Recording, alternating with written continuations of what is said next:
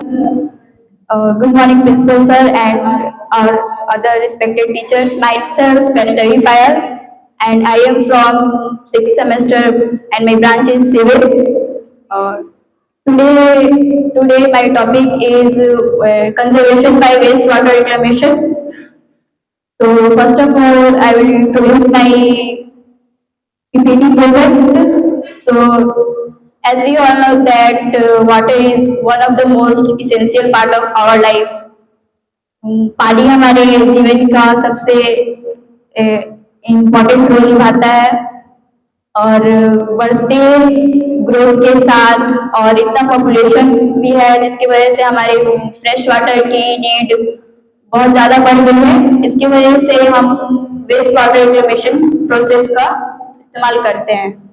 Reclamation का शब्द ही है कि हमें पानी को दोबारा यूज कर सके ताकि हमारे बढ़ते जनरेशन में या फिर फ्यूचर में फ्रेश वाटर की नीड कम हो सके और इसका हम बहुत जगह यूज कर सकते हैं, जैसे कृषि विभाग में, इरिगेशन में, एग्रीकल्चर और इंडस्ट्रियल यूज में, ताकि उससे हमारी फ्रेश वाटर की नीड कम हो सके और वाटर का भी रीयूज हो सके।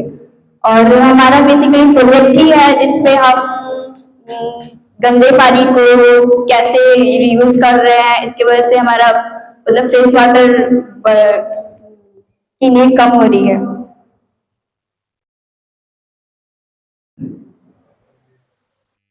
और हमारा जैसे हिस्टोरिकल पर्सपेक्टिव भी रहा है कि जैसे हमारे देश में लाइक बेंगलोर और चेन्नई में भी देखा जाए तो इरिगेशन की ज़्यादा डिमांड हो रही है। इसकी वजह से वहाँ के भी लोगों ने डिमांड किया है कि वाटर को रीयूज कर सके, उसकी वजह से रिक्लेमेशन प्रोजेक्ट का भी वहाँ भी यूज हो रहा है। और जैसे अकॉर्डिंग टू WHO वाटर को फ्रेश वाटर सेफली इरिगेशन के लिए रिडक्शन के लिए फ्रेश वाटर की डिमांड कम कर रहे हैं और यहाँ तक कि एग्रीकल्चर में 40% तक इंक्रीज हो गया है कि हमारी फ्रेश वाटर की डिमांड कम हो सके।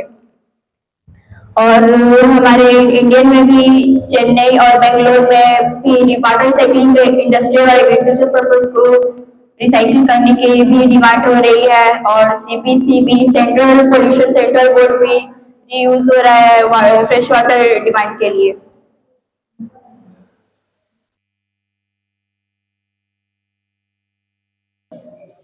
और इसका जैसे मेथड हो सकता है, जैसे काजल जी ने बताया कि उसका प्रोसेस है और उसी की तरह से ये भी है, जैसे हम वाटर को कलेक्ट करते हैं डोमेस्टिक और इंडस्ट्रियल और म्युनिसिपल रिसोर्सेज से।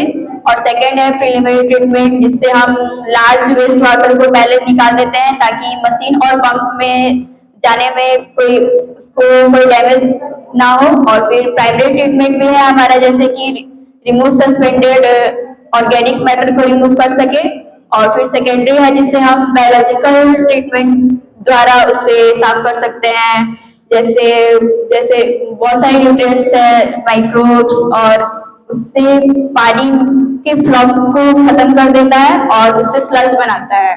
और हमारा लास्ट है फाइनल प्रोसेस टर्शियरी प्रोसेस, जिसमें सैंड फिल्ट्रेशन रहता है, एक्टिवेटेड कार्बन होता है और हम UV रेस भी इस्तेमाल करते हैं, अल्ट्रा वायलेट रेस, और फिर UV ट्रीटमेंट, क्लोरीनेशन, जिससे हम हमारा लास्ट स्टेज होता है पानी को की इन्वॉल्वमेंट में ले जा सके और इरिगेशन और अदर पर्पसेस के लिए यूज कर सके।